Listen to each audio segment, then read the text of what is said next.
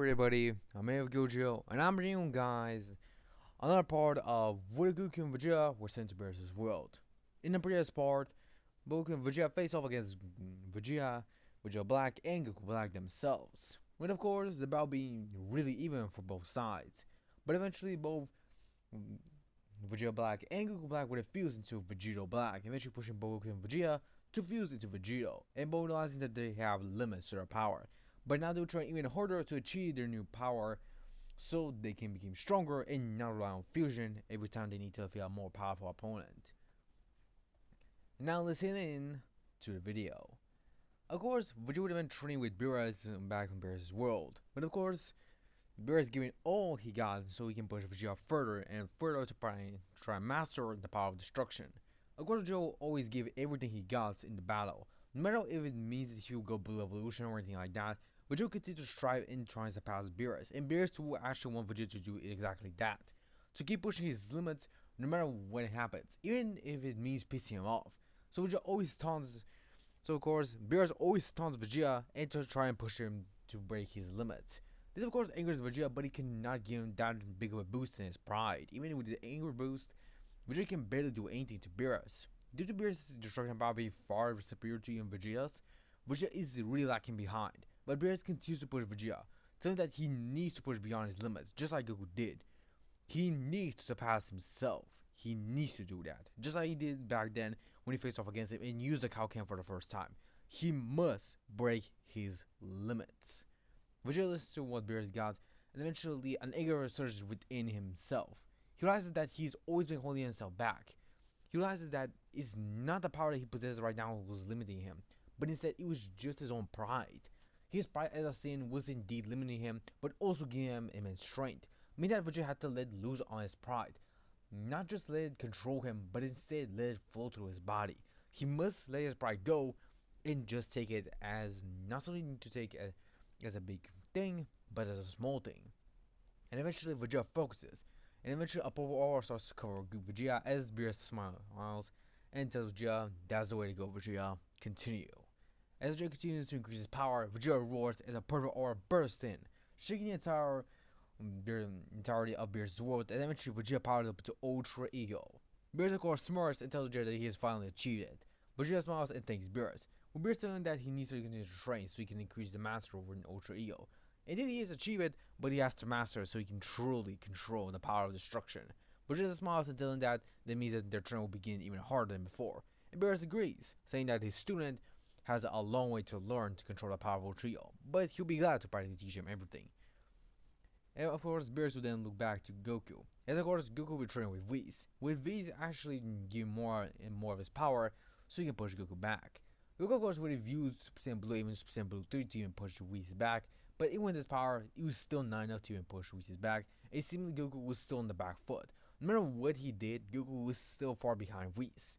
Goku of course was angered by this, seemingly as he could not land a hit on Whis, but Whis always told Goku that he needs to keep his mind calm and always focus on him, to ignore everything around him and just focus solely on him. Of course, Goku would try to the advice of Whis, but he'll always get frustrated or angry, or sometimes even loses focus on how he should battle Whis. Well, Whis always guided Goku, and eventually Goku realized that he needs to not be in any form to practically battle Whis. So the true Ultra Instinct, he doesn't need to be in any form, but instead he must try to practically muster the power in his base form. So then reverts back to base, and we was actually surprised that Goku was actually doing that, because he thought like Goku actually wanted to defeat him with brute strength. But Goku realizes that he must defeat Whis with technique. This is why Whis was teaching him Ultra Instinct. It's technique, but the same way is to practically transform any technique that they achieved as a form. So Goku realized that the only way for him to practically achieve Ultra Instinct is to try and power up into it, to practically achieve it while being in his base state. Meaning that he doesn't need any other transformation to achieve Ultra Instinct. He must utilize his base form as the pinnacle of it. And of course, Whis actually impressed that Goku was practically trying to figure it out like that. But he did push Goku to the back. Goku's base form was much weaker than any of his Super Saiyan Blue transformations, but he did not stop pushing himself to practically fight Whis. Whis of course was pretty impressed by Goku's determination and how he wanted to practically continue to push himself further and further. Of course, after some time, Goku was able to achieve Ultra Instinct. Of course, it would take mostly a couple of months or at least a year for Goku to achieve that, but it was pretty impressive as Goku was able to achieve Ultra Instinct Omen. Which of course will train him further to practically try and master Ultra Instinct, and eventually, with Whis' help, he was actually able to go to a further path of Ultra Instinct. But Whis always told him that he must control Ultra Instinct. He doesn't have to just let control him, but he also needs to control Ultra Instinct itself. Ultra Instinct is a part of him, so he must accept it. Of course, Goku always meditates and practically trains with Whis, so he can gather and muster the power of Ultra Instinct itself. But in that, in due time, he was able to control Ultra Instinct as his own, to make it his own form and technique, just like Whis and the other angels did for themselves.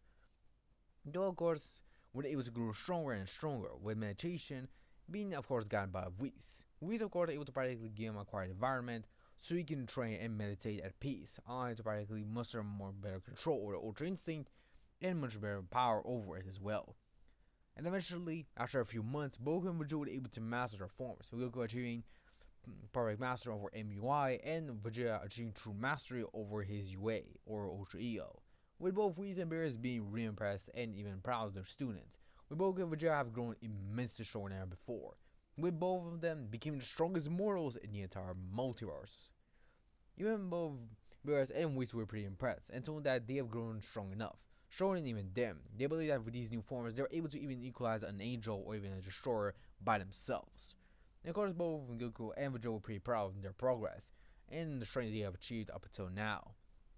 Of course, back on Earth, everyone Z fighters will continue their own training, with Gohan being focused on trying to achieve the ultimate form, which he was able to gain from the old Kai, and eventually, with his strength, he was able to practically muster more power. As for Piccolo himself, he will also would have grown stronger and eventually choose orange form much more earlier on, and his power will be immense, with Piccolo always pushing Gohan to practically push him to beyond his limits. And because of that, Gohan always grew stronger, but that doesn't mean that both Trunks or Goten would not be out of the picture, due to them both being born as well, or I actually meant Goten. I actually know about Trunks that he's actually his own Gohan right now, so yeah. So yeah, Goten will practically be born with God Ki, and he actually have much more potential than both Gohan and Trunks, but Trunks is actually still far superior to Gohan. Because Trunks did not actually just went with the power of the ultimate form, but kind of combined God Ki as well. Of course, Gohan did achieve the power to practically combine both the ultimate form and Super Saiyan God together, making so his Super Saiyan God form was much stronger, and Trunks did the same as well with Super Saiyan Blue. And so, of course, Goten, he was able to achieve Super Saiyan Blue and perfect it alongside Super Saiyan Blue evolution thanks to Trunks' help. With Goten, of course, being a young Saiyan, he did have a lot of room to grow, and of course, both Whis and Beerus couldn't really tell them that. Of course, for both Chi and Boa, they'll practically take care of their children so they can be in good health, and of course, take care of their husbands as well. But now, of course, Goku still defended Zen like in the original tournament versus 6 vs 7 tournament, so yeah. So most likely the tournament power will still occur, but I'm gonna say that Goku was actually able to convince Zen to make it so the other wishes cannot be erased, and the Super Dragon Balls can practically be used for any wish. Of course, Zeno does actually want to erase some universes, but after hearing Goku out, he has to practically do that. But he tells him that if another universe tries to cheat or do anything else, he'll erase them. Of course, Goku decides to accept those terms, and eventually, of course, the tournament will begin at the same time as the original. But of course, everyone being prepared as Goku and Vegeta were actually pretty experienced in battle, so they both decided to practically try everyone so they can be incredibly powerful. But of course, Goku was able to practically help the humans get much more better control over the mastery or the Kaioken. As for Vegeta, he practically trained both Gohan and Trunks so they can increase their powers immensely, with both of them growing immensely stronger and eventually achieving Blue Evolution with the ultimate form, making them incredibly strong, but comparable to both Vegeta, they were still far weaker because of their training and experience. And eventually, of course, I'm gonna see that the same team will occur. Is that Frieza will not be there because, yeah. Also, Resurrection F did not happen in this timeline as well because you guys know the events of Namek happen differently. So yeah, there'll be no Resurrection FR as well. So yeah. Also, King Cold will most likely not appear as well. Even if he appeared, most likely everyone will be able to defeat him, even if he trained for at least 10 years.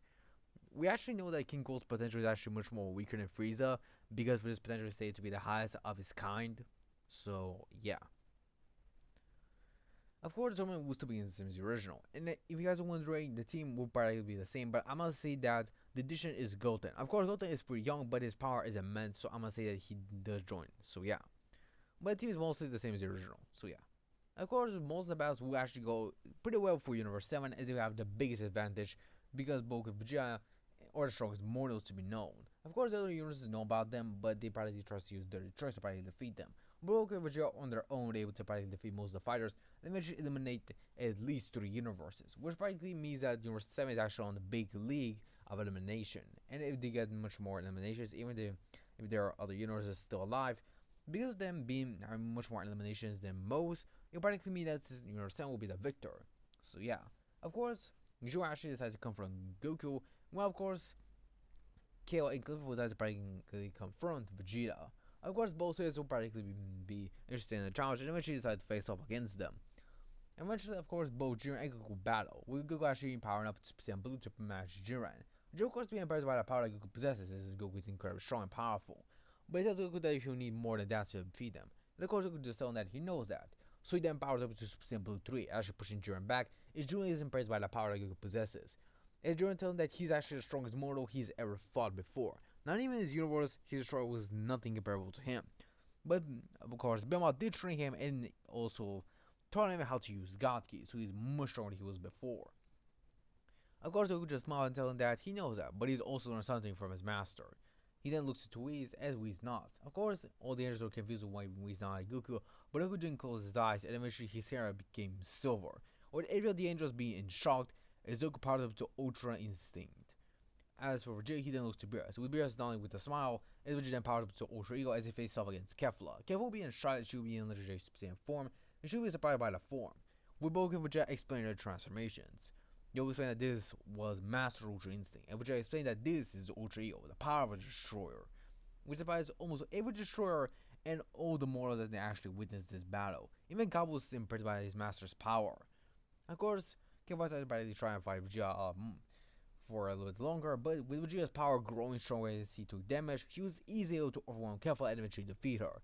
And Vegeta then yelled to Goku to practically finish this battle. Goku then nodded as eventually he continued to rush at Jiren, pulling him down as Jiren was on the back foot. Even with Jiren breaking his limits, he was still nothing comparable to the power that Goku possesses right now. Of course, Jiren did try to practically took off guard Goku, but Goku being easily able to dodge his attacks and having perfect master or Ultra Instinct, Goku was easily able to dodge his attacks and strike a final Kamehameha to eliminate Jiren. And eventually, Universe is claimed the victor when Goku and Vegeta being the MVPs, because they actually were able to practically rank them on a similar level of eliminations, meaning that they both get the wish. Of course, Goku and Vegeta ponder out what they should wish for. And Joe, of course, ponders that, but he decides that they don't need anything. So Goku ponders that they should revive their parents. Of course, Vegeta does think about that and thinks that it may be a good idea, but he doesn't know if they're truly ready. Of course, Whis and Beerus believe that maybe they are. So Goku and Vegeta then think really hard about the wish, and eventually they both decide. They then go up to a Super General and eventually both wish for their parents to be brought back to life on Beerus' planet. Of course, Beerus just smiles slightly as he hears the wish, as he actually does not mind. But he tells Vegeta that if King Vegeta probably does anything, he'll erase him. He means it. Of course, Vegeta nods, as he understands. And eventually, all the universe's warriors practically go back to their original universes. Of course, Goku and Vegeta go back to Beerus' planet and eventually meet with their parents. Goku, of course, meets with Bardock and Gine alongside Raditz as well, and Vegeta meets with his father, King Vegeta, and his mother, of course, Queen Vegeta. So yeah. Eventually, the family is reunited, with of course Bardock being really happy to see his son and how far he's grown. Of course, King Vegeta was also really happy and proud of his son, but of course he was kind of scared as he sees Beerus. But Beerus tells him that if he does not do anything stupid like he did in the past, he'll not do anything to destroy him. But he tells him that his son is incredibly strong, so if he does protect him, he will be really far outclassed. So he tells him that he needs a lot of training to practically keep up with the new generation. King Vegeta is incredibly surprised and shocked as he sees the power that his son possesses, even Goku as well.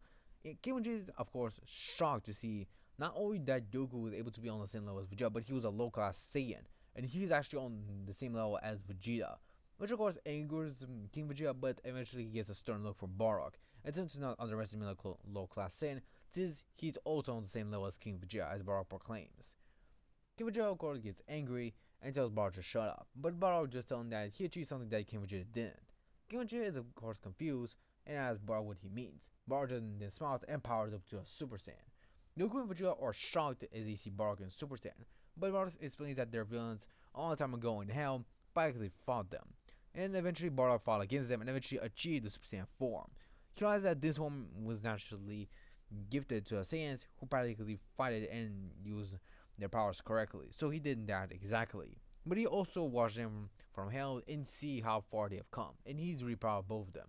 Goku would just smile and thank them, as of course Bardock would just smile and ask him if they're ready to train them, since he wants them to actually see the power of the Super Saiyan God. Goku would just smile and tell him that they were showing the power of the Super Saiyan God. And eventually, Goku resisted at Bardock using Super Saiyan God, and Bardock resisted at him using Super Saiyan as he resisted him.